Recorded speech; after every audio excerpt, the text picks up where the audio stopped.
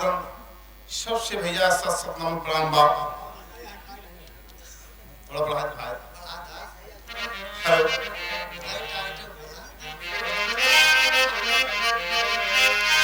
आइए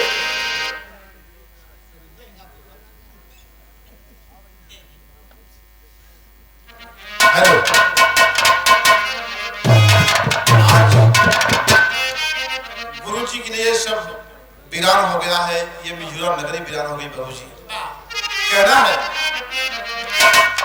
अरे गुरु बिना होइगा सब वीरान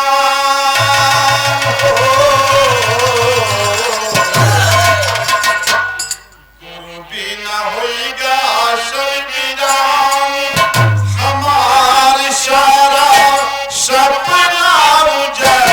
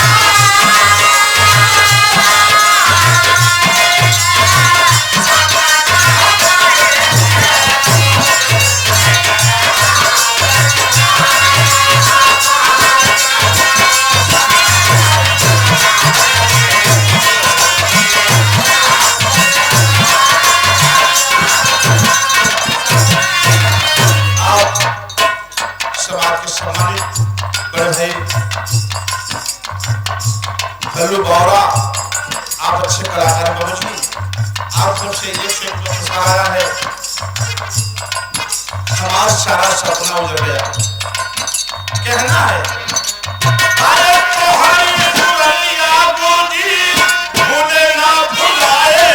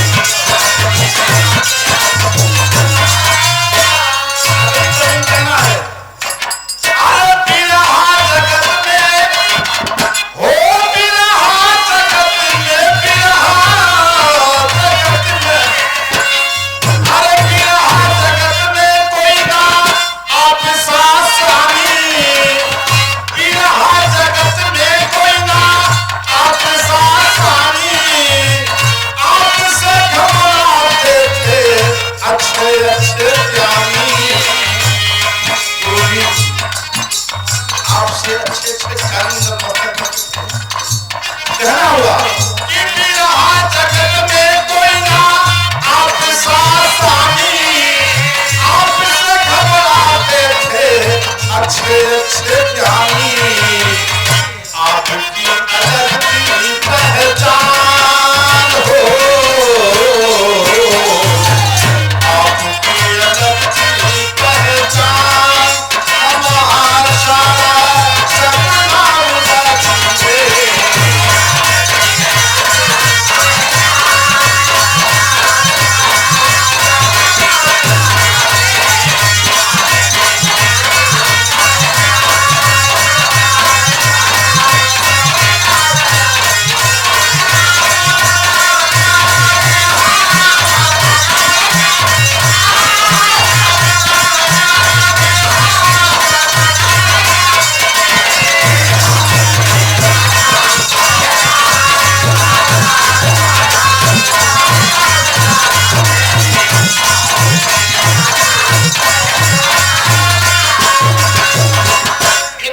जी हमारा गावत रहन अबे हमारा समय खत्म ना है, हम समय 10 मिनट ज्यादा ना ले। अरे नगरी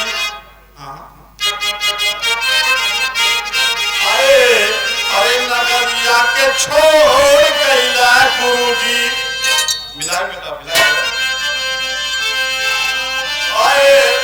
अरे नगरिया के छोड़ गईला गुरुजी, अरे अब ना होए फिर से दीदारिया, नगरिया के छोड़ गईला गुरुजी।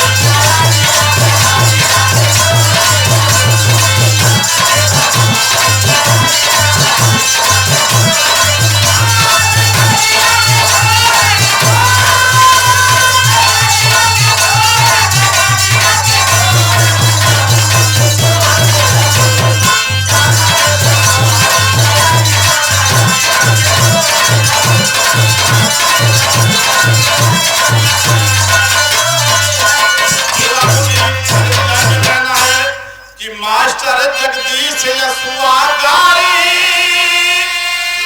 अरे रोई रोई गुरु जी के हो पुकारी कि नगरिया के छोड़ गईला बाबूजी, अरे हमके लाया के करे गोहारिया नगरिया के छोड़ गईला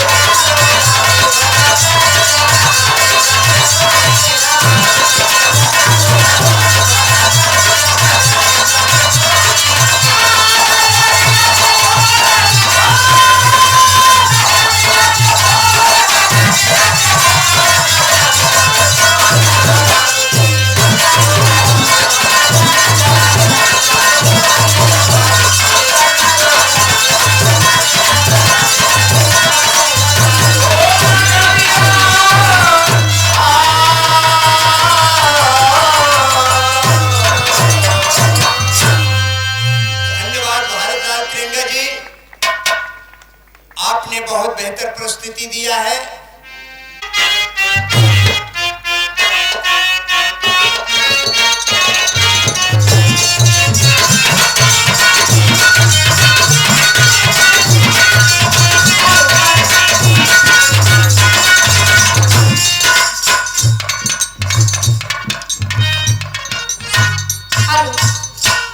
सबसे पहले हमारे गुरुतुल्य जितने भी कलाकार आए हैं और सबसे पहले उन लोगों को प्रणाम करती हूँ और हमारे बिरहा सम्राट हैदर अली जुगनू गुरु जी को प्रणाम करती हूँ और एक छोटा सा श्रद्धांजलि गीत प्रस्तुत करती हूँ।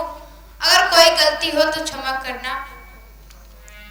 हेलो, हम अपने कलाकारों से अनुरोध करेंगे कि भाई जैसे रात भर अगर निर्गुण ही गाया जाएगा तो थोड़ा श्रोतागण जो है थोड़ा मनोरंजन। देखिए जो वो श्रद्धांजलि है, गुरु जी चले गए, दुख सबको है, उनकी शोक सभा मनाई जा रही है, लेकिन कुछ मतलब हास्य रस के भी गीत या पौराणिक गीत, मतलब सबको जैसे आनंद मिले, हमारे कहने का गीत को बदल दिया जाए। कोई जरूरी नहीं कि रात भर निर्गुण हो, ऐसी बात ना। हम ये चाहेंगे कलाकारों से, जो भी अभी बहुत बड़े कलाकार, बहुत अच्छे अच्छे कलाकार हमारे यहाँ हमारे गुरु घराने से आए हुए हैं, और सभी से चाहेंगे कि अपना गीत बदल बदल के अच्छे अच्छे गीत गाएं ताकि आप सबका मनोरंजन भी हो। धन्यवाद। बहुत बहुत धन्यवाद पूरा आयोजन कमेटी और दर्शकों की तरफ से भी। लोकतंत्र में जैसा कि अभिवादन मिला, आज की अध्यक्षता करें आदरणीय अध्यक्ष जी। केवल सिर्फ निर्गुण गीत नहीं, यानी कि सभी प्रकार के रस के गीतों को आप प्रस्तुत कर सकते हैं, लेकिन समय 10 मिनट एक कलाकार के लिए है। बहुत समय होता है 10 मिनट। आकाशवाणी पे एक कलाकार को एक गीत के लिए 5 मिनट का समय मिलता है, तो सभी कलाकार बंधुओं से निवेदन है कि आप कम समय में गागर में सागर भरने का कार्य करें। आइए प्रिया पंखुड़ी के स्वर में आज इस श्रद्धांजलि समारोह में गीत की प्रस्तुति।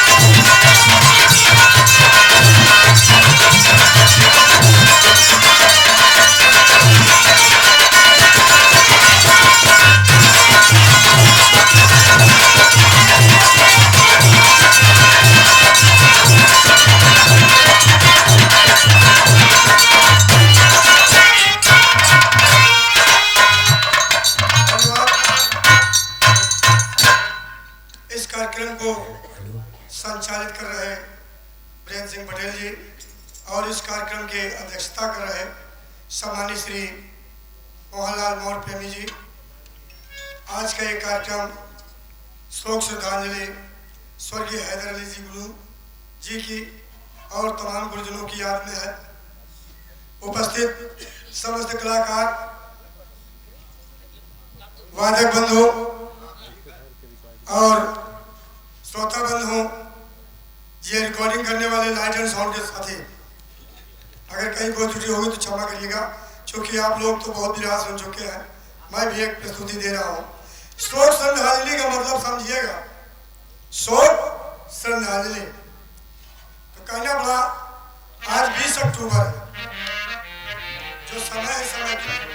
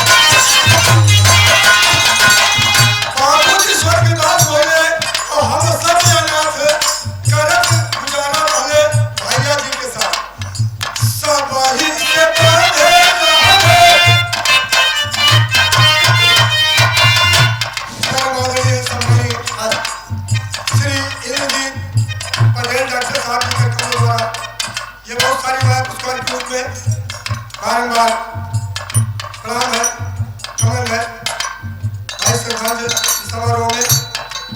धन्यवाद।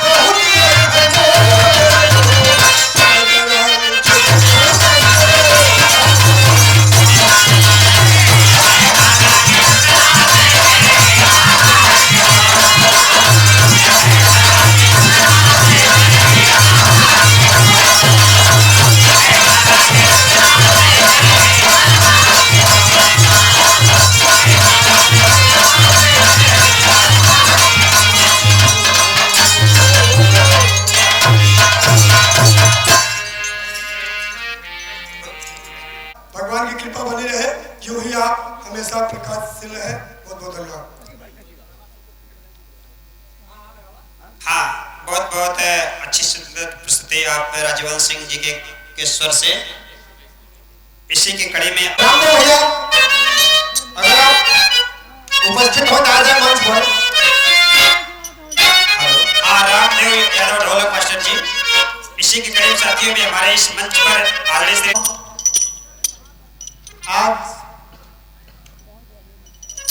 परम पूजनीय गुरु जी स्वर्गीय जनाब हैदर अली जुगनू जी की श्रद्धांजलि समारोह में उपस्थित आप महान भाव सभी का चरण स्पर्श करते हैं। मंच पर उपस्थित सभी कलाकारों का हृदय की गहराई से बहुत आभार प्रकट करते हैं और गुरु जी के चरणों में श्रद्धा सुमन समर्पित करते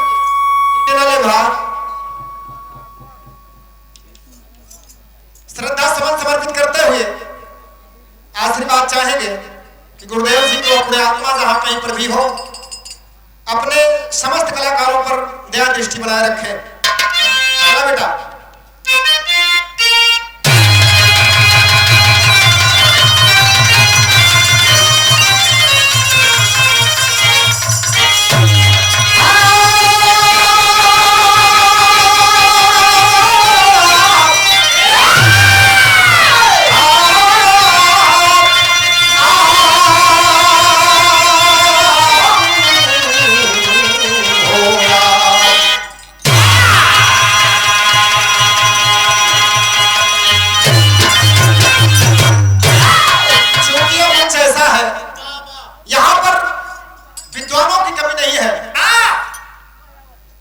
क्योंकि हम दूसरे अखाड़े से हैं। परसों की बात घर कर गई कि गुरु जी की श्रद्धांजलि में पहुंचेंगे। 4 लाइन की भूमिका गौर करेंगे। स्वयं की लिखी हुई गीत है, अगर कोई त्रुटि होकर तो क्षमा करेंगे। अरे कब प्रकाशित धारा पर किरण जैसे रवि की अंधेरा मिटा कर उजाला ले आती। कहते थे जुगनू प्रखर जैसे दिन करी अमर कीर्ति से है धरा जगमगाती। कहा जा छिपा सबकी आंखों का तारा नहीं अब कभी भी मिलेगा किसी को। अब विरह की दुनिया विरह नहीं ख्याति वैसी मिलेगी किसी को।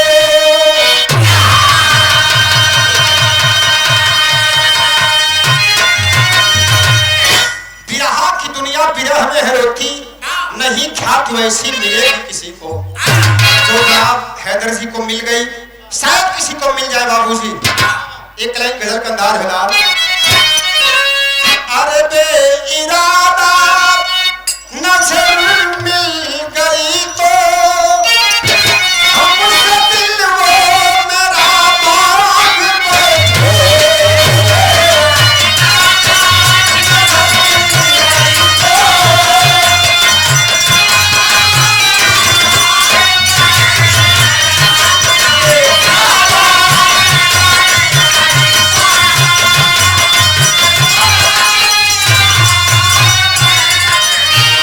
बहुत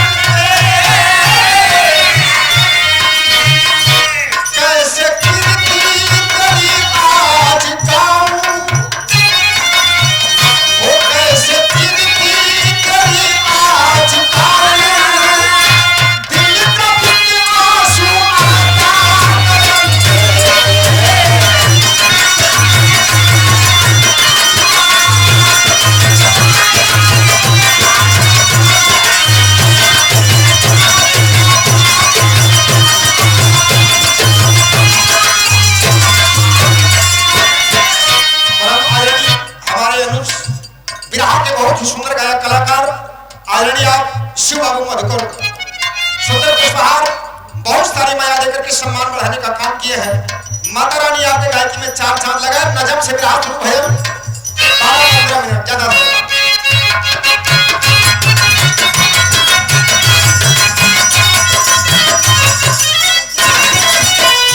और सारे कवि लोग बैठे हैं और करेंगे नजम के ऊपर।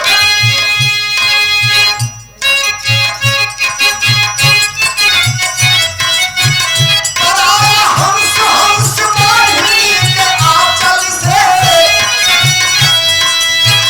पराया हंस हंस वाहिनी के आंचल से, धड़क कीन हुई अष्ट रहे आंचल से।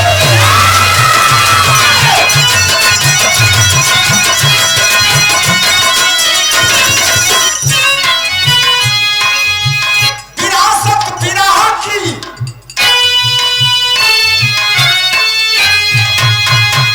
विरासत विराह की एक बार फिर रंगीन हुई, काले काठ के संदूक में।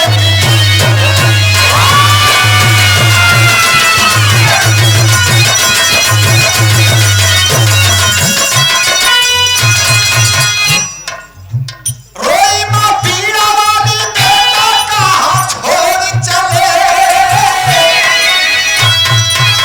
रोई माँ पीड़ा वाली बेटा कहाँ छोड़ चले, करोड़ों दिल के राजा सबसे राजा बोल चले।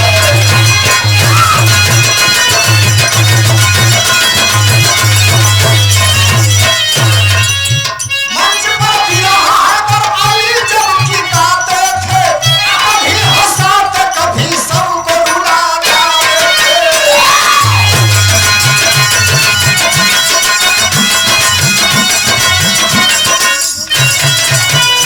समय का अभाव है, आपको डिस्टर्ब नहीं करूंगा, घिसता भी नहीं करूंगा। आदरणीय आप हमारे धर्म के बड़े भाई सुंदर गायक कलाकार रामचंद्र यादव, आपको कमल से सुंदर पुष्पहार से सम्मानित किया गया, साथ में 101 रुपए से पुरस्कृत किया गया। भैया को बहुत बहुत चरण स्पर्श आशीर्वाद की कामना है। देखें बाबूजी, जब कोई अपनों को छोड़ करके जाता है तो बड़ी दर्द होती है। दर्द हम सबको है, लेकिन जिसे सबसे ज्यादा दर्द है वो कौन है? वो है हमारी गुरु माता जी।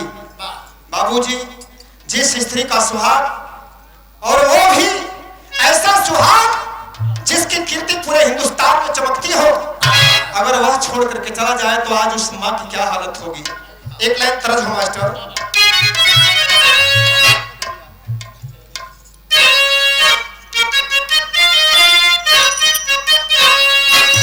तो है तरजगा कि अरे आवा चली धारा मेरो पैनिया, अरे मछिनु बरसत पनिया, आवा चली धारा मेरो पैनिया। आज भी माता के दिल की दर्द है बाबूजी, रो रही है। कैसे? कि अरे मिझुरा के सून कैला सजना, ओ मिझुरा के सून कैला सजना, रोए पे गम तो हरी दूनम चूम होगी, मिझुरा के सून कैला सजना,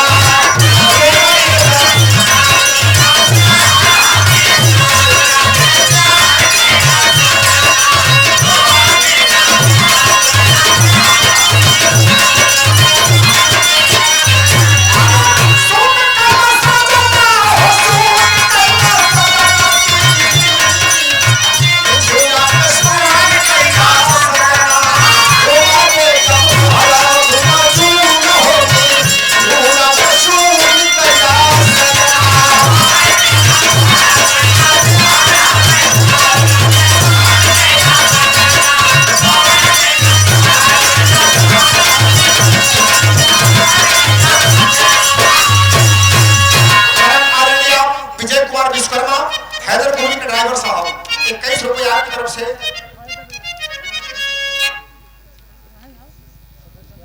आदरणीय आप रामचंद्र पाल, परम पूजनीय गुरु जी के शिष्य रहे आप। आदरणीय आप डॉक्टर विजेंद्र पाल, करुआडी की धरती से सुंदर पुष्पहार 100 रुपए से सम्मानित किए। चरण स्पर्श है, आशीर्वाद की कामना है, दिल की दर्द है।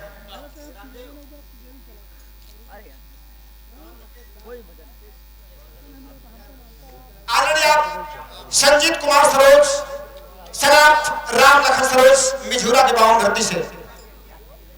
अच्छा, संजय कुमार सरोज मिझूरा की धरती से बहुत सारा सम्मान किए हैं। मालिक आपको सुखी रखे, आपका पूरा परिवार सुखी रहे बाबूजी। आज माँ के दिल का दर्द है, कह रही है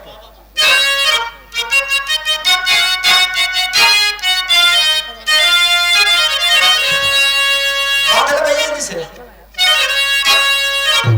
अरे तब कबहू से आवत रहा हिना जी को भावत रहला।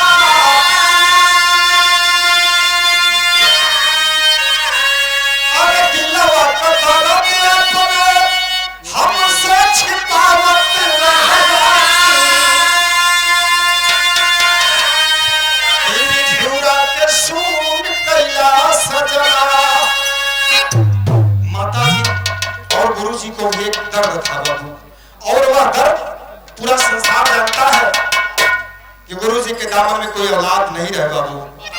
आज एक पुत्र होता तो गुरुजी की जो रौनकता है वह और भी ख्याति के रूप में चमकती, लेकिन दुखद है समय से पहले और भाग्य से ज्यादा कभी किसी को कुछ नहीं मिलता है। कहती कि मिझूरा के सून कैला अरे सबसे बढ़ के खुदा का कानून होई झूला के सून कैला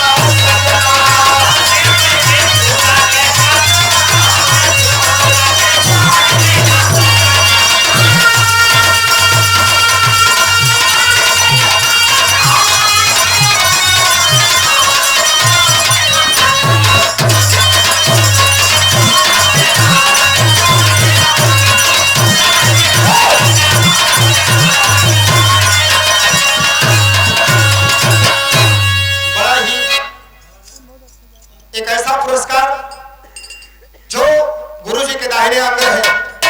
ढोलक वादक पर संगत करते करते पूरा जीवन बिता दिए परम आदरणीय धर्म के बड़े भाई जगदीश जी, आपकी तरफ से एक सुंदर पुष्पहार और 100 रुपए से सम्मानित किया गया। भैया को बहुत बहुत नमस्कार है। Ramesh Sachin and sound company आपके कोमर से 51 रुपए बहुत बहुत नमस्कार है। देखें गुरु जी के बहुत ही प्रिय शिष्य रहे आप परम आदरणीय ओम प्रकाश दीपक जी लेखपाल साहब, आपके कोमल से बहुत बहुत सम्मान चरण स्पर्श है। एक समय सभी का आशीर्वाद की कामना करते हैं।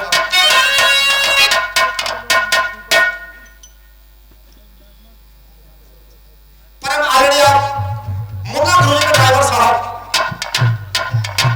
मुन्ना यादव करनाईपुर, आप गुरु जी के ड्राइवर साहब थे। आपके कोमल से 50 रुपए का पुरस्कार चरण स्पर्श है बाबूजी। गुरु जी को सच्ची श्रद्धांजलि। बहुत ही देखिए प्रयागराज की धरती पर 4 चांद थे। आप माता प्रसाद परमात्मा गुरु जी के परम शिष्य है। आपके कोमल से बहुत सम्मान किया गया, चरण स्पर्श है। इलाहाबाद में 4 चांद थे, एक नहीं 4 चांद थे। परम आदरणीय हैदर अली जुगनू जी, हमारे गुरु जी स्वर्गीय राम कैलाश दादा जी, लाल जी हरि जी, और हमारे बड़े अभिन्न अंग रहे। हमारी और हफीज भाई की बड़ी मित्रता थी। शायद जितना मंच हमारा और हफीज का हुआ और किसी कलाकार को नहीं हुआ होगा। आदरणीय हफीज भाई भी सभी के चरणों में श्रद्धा सुमन समर्पित करते हैं। आशीर्वाद की कामना बनी रहेगी। तो कहना है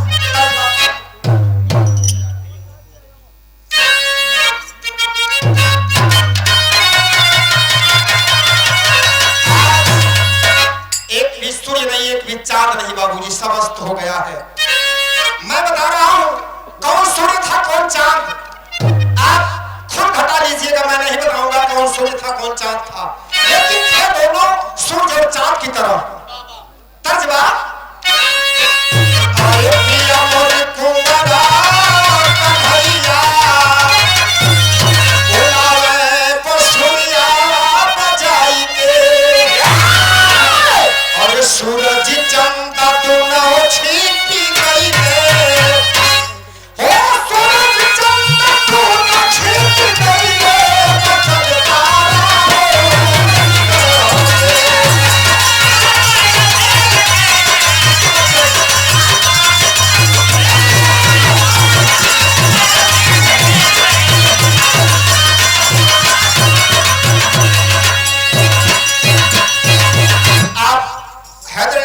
साहब विजय की तरफ से बहुत बहुत सम्मान किया गया। अरे दादा कैलाश कइले छोड़ के जहानवा, अरे हैदर अली जुगनू भी भइले सफलवा हो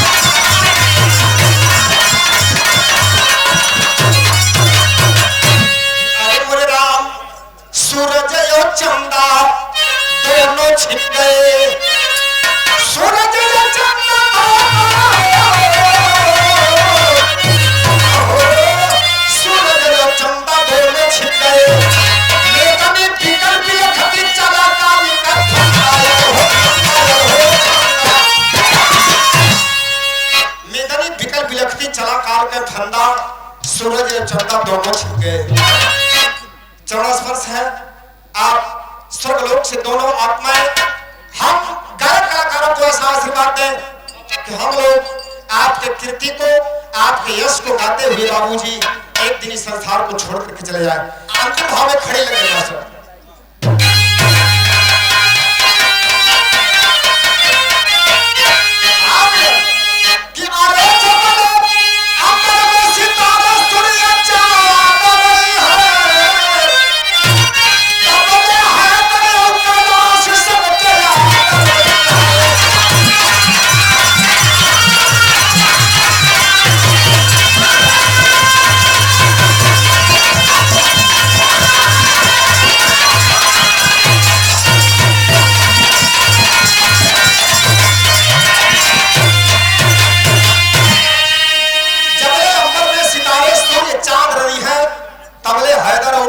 सबके याद रही है। रामचरितमानस जे के विधिवत याद हो, आओ भक्ति में कैलाश के पूजा का संप्रदान हो।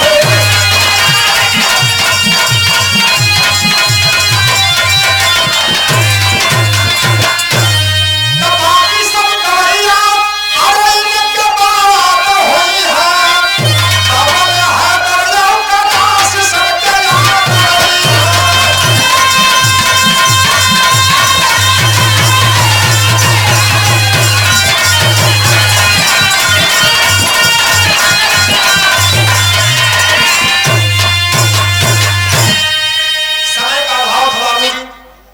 सारी बातें काट दिए हम तो राम हिति गुरु सीताराम कब हुई के फुलवारी, कब से हम बगिया के पूजा कारी डारी हो।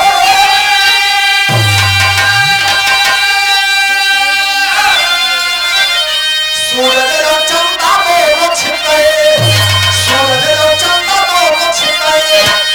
शंकर गाँव स्वागत है मानव अंधा, सूरज और चंदा दोनों छिप गए।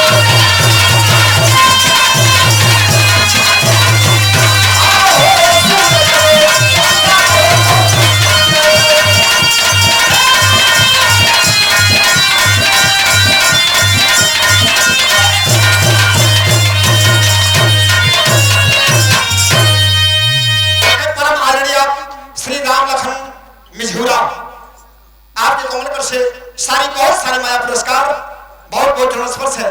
एक स्वर में सबका नमन। थोड़ी सी गलती के इसके लिए आप लोग क्षमा करेंगे। पूरी कमेटी की तरफ से क्षमा प्रार्थी हूँ। जय हिंद, जय भारत।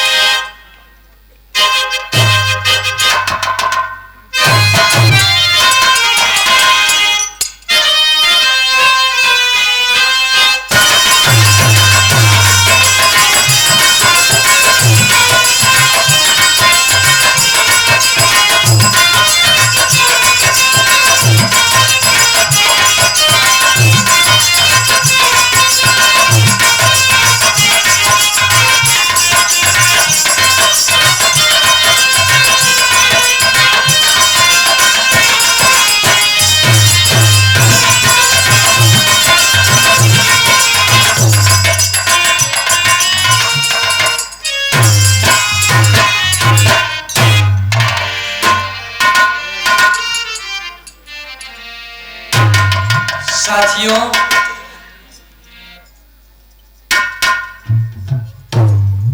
आज हमारे परम पूज्य गुरुजी यश विराज सम्राट परम पूज्य मरहूम जनाब हैदर अली जुगनू जी की स्मृति में पवित्र पावन धरती मिझुरा की धरती पर आज की अध्यक्षता कर रहे परम आदरणीय हमारे बड़े भाई प्रेमी मोहनलाल मौर्य जी, मंच पर आसीन दत्ता श्री ननकू रामपाल जी, मंच पर आसीन वरिष्ठ समस्त कलाकार साथी, गायिकाएं और इस महफिल में उपस्थित इस समारोह में आए हुए क्षेत्र से गणमान्य व्यक्तिगण और हमारे साथीगण, मां बहनें और देश के भावी कर्णधार बच्चों, ये कार्यक्रम आप सबका है, आप सबके सहयोग से रखा गया है। हम सब बच्चों की तरफ से जो भी त्रुटि होगी उसके लिए मैं क्षमा चाहूंगा। 10 मिनट का मौका मिला है, वैसे हम सब ये चाहते हैं कि जो भी हमारे दूर दराज से कलाकार आए हैं उनकी प्रस्तुति ज्यादा से ज्यादा दी जाए। आप सबका प्यार दुलार है, आप सब हम सबको सुनना चाहते हैं, इसके लिए आप सब बधाई के पात्र हैं, धन्यवाद के पात्र हैं। आइए छोटी सी गीत आप सबके बीच में प्रस्तुत है।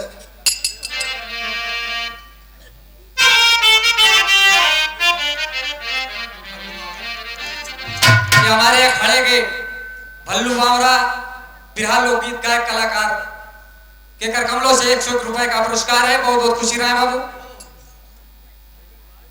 ये हमारे हारमोनियम मास्टर साहब को, चलिए मास्टर साहब।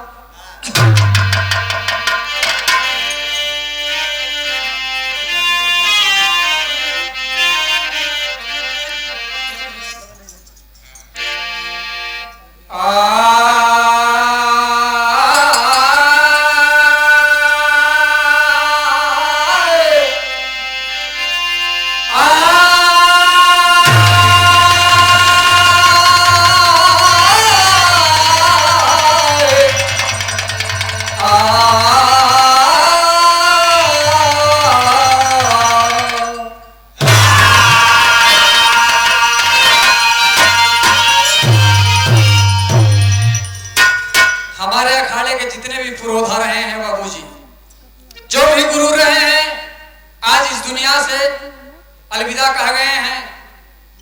मैं सबको एक स्वर में नम्र प्रणाम करते हुए श्रद्धांजलि अर्पित करता हूं, श्रद्धा सुमन अर्पित करते हुए अपने गीत की प्रस्तुति दे रहा हूं। गौर करेंगे दोस्त, हमारे गुरुजी कहा करते थे, ये दुनिया ये वीरान है, इस दुनिया में जो भी आया है वो एक दिन जाएगा जरूर। कहा करते थे,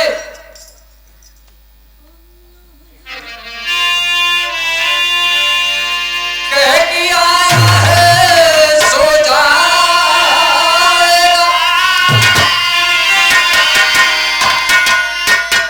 राजा रंग को फकीर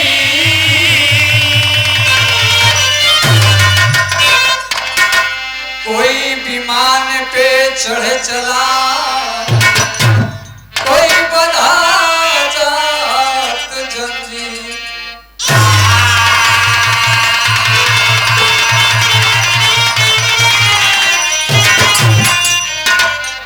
इस धरती पे जो आया है बाबू वो जाएगा एक दिन, चाहे जो भी हो। कोई अमर होके नहीं आया है, विधि के विधान को कोई पलट नहीं सकता है। इसलिए कहना है, क्या कहना है मास्टर?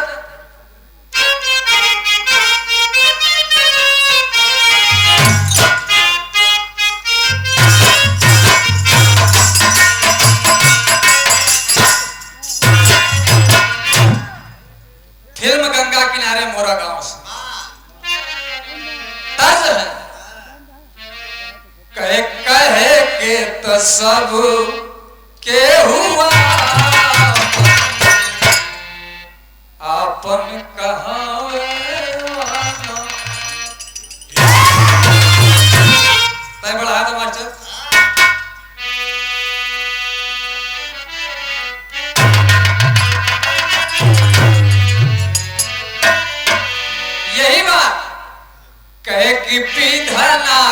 लिखल विधानावा,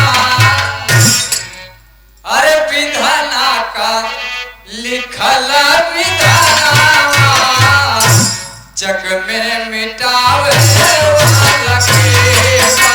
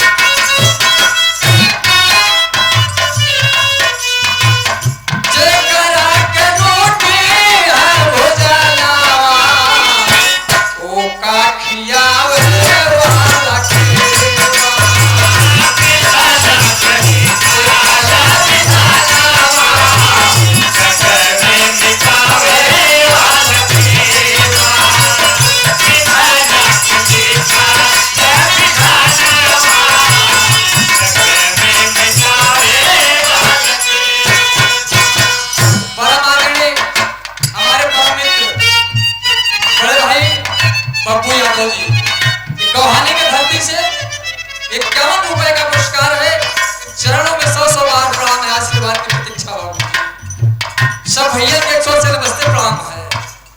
पहले प्रमाण में कहना है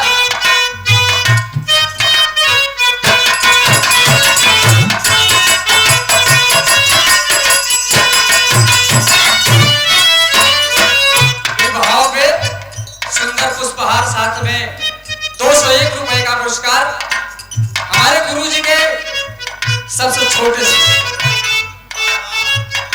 जो इस व्यवस्था में अपने जान लगा दिया है।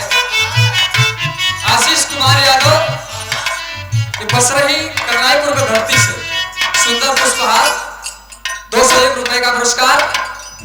बहुत बहुत शुक्रिया बाबू, मालिक की तरफ से तरक्की करें।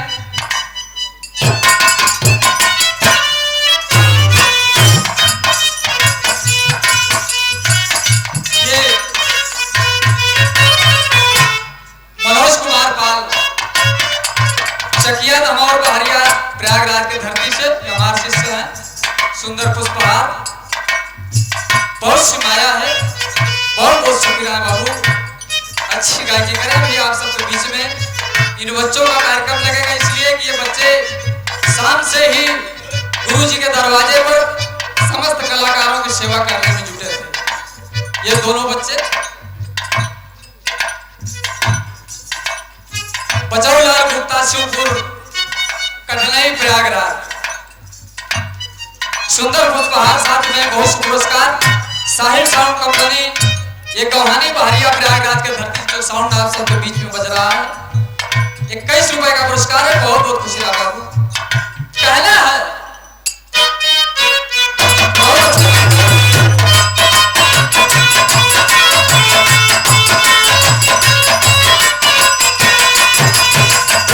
हीरा रतना तना मलाई कदई के दुनिया में भेजे हीरा रतन मलाई कदई के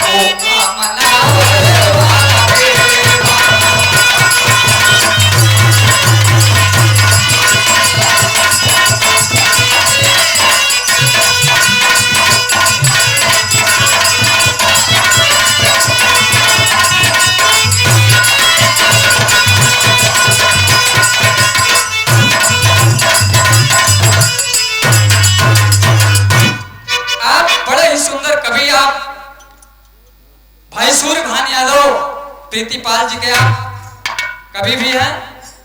ये सुंदर पुष्पहार 101 रुपए का पुरस्कार और 101 रुपए हमारे मास्टर साहब और 101 रुपए का पुरस्कार ढोलक मास्टर साहब को।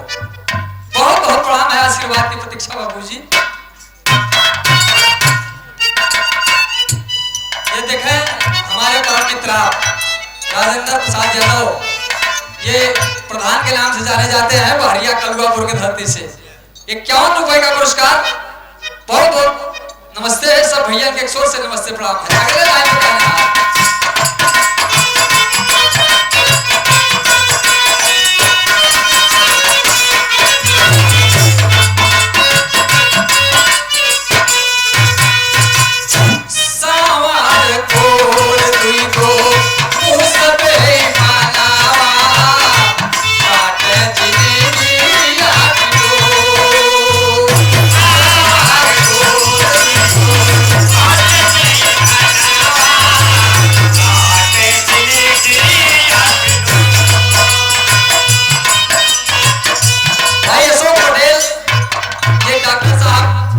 जिनके अस्पताल ये धुनैया चौराहे पर है, आपके कर कमलों से 101 रुपए का पुरस्कार। बहुत बहुत प्रणाम है।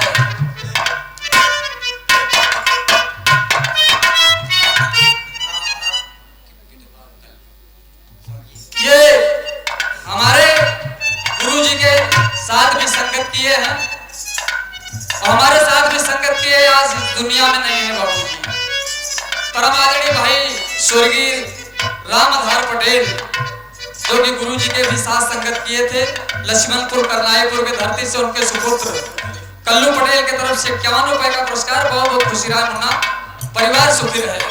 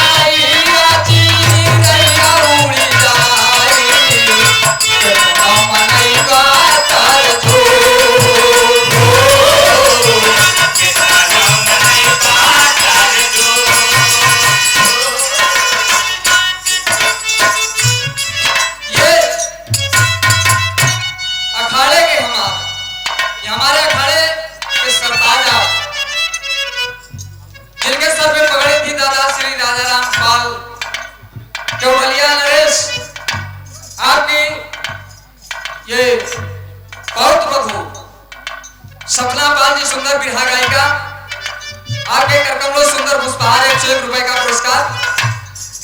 बहुत बहुत बधाई है, आप आज इस हमारे महफिल में आई, आपका हार्दिक स्वागत अभिनंदन वंदन है।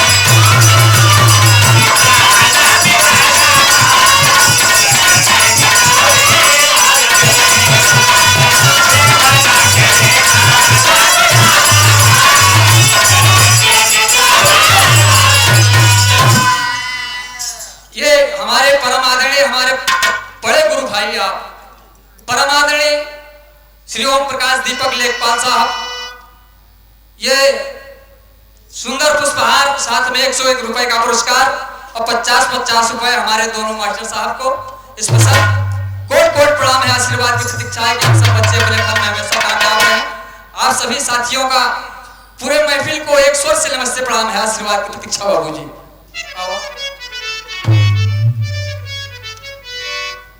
ये भाई राम पूजन गुप्ता जी हमारे गुरु जी के शिष्य हैं, आप भी हमारे गुरु भाई हैं। सुंदर पुष्पहार 101 रुपए का पुरस्कार।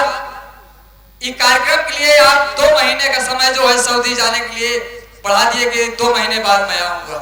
इस कार्यक्रम के लिए रुक गए। बहुत बहुत धन्यवाद है बाबूजी। अगले लाइन में कहला बाबूजी कौन करेंगे? कवि ने भाव दिया कि सांवर गोर तू को मूस बेमनवा काटा जिंदगिया का डोर। सांवर गोर तू ना मूस के हैं।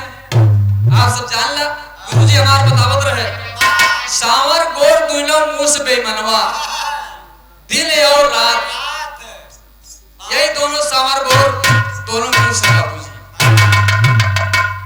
गौर करेगा अगली लाइन में कहना है क्या कहना है? जब इंसान इस धरती से चला जाएगा उसके लिए कहना है क्या होगा?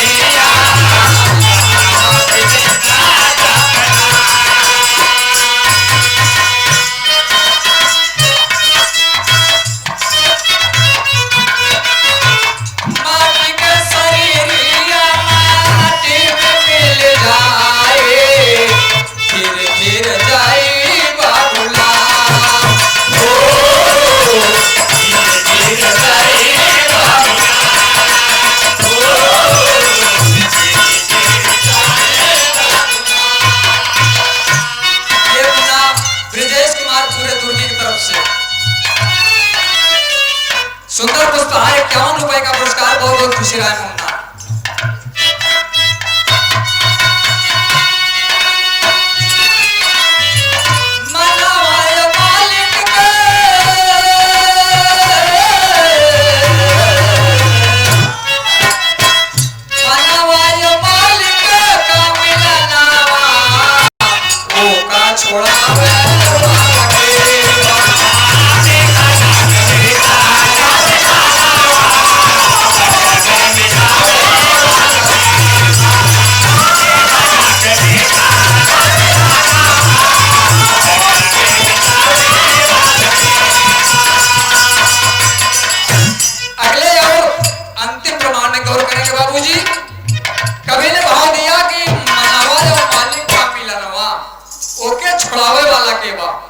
इस मन को और मालिक को मिलाने से कोई रोक नहीं सकता है बाबूजी। अंतिम लाइन में कहना है क्या कहना है?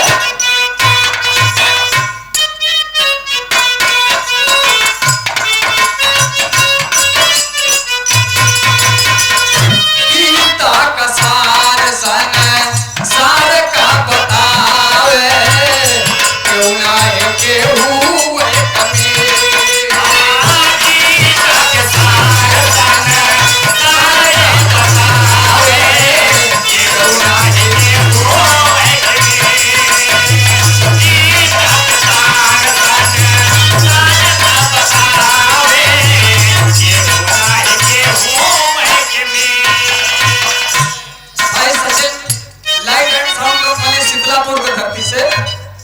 पिछले वर्ष जिनकी लाइट एंड साउंड कंपनी यहाँ लगी थी 101 रुपए का पुरस्कार। बहुत बहुत खुशी है बाबूजी। लाइट साउंड आपका बेहतर ढंग से चलता रहे। बोलो भैया।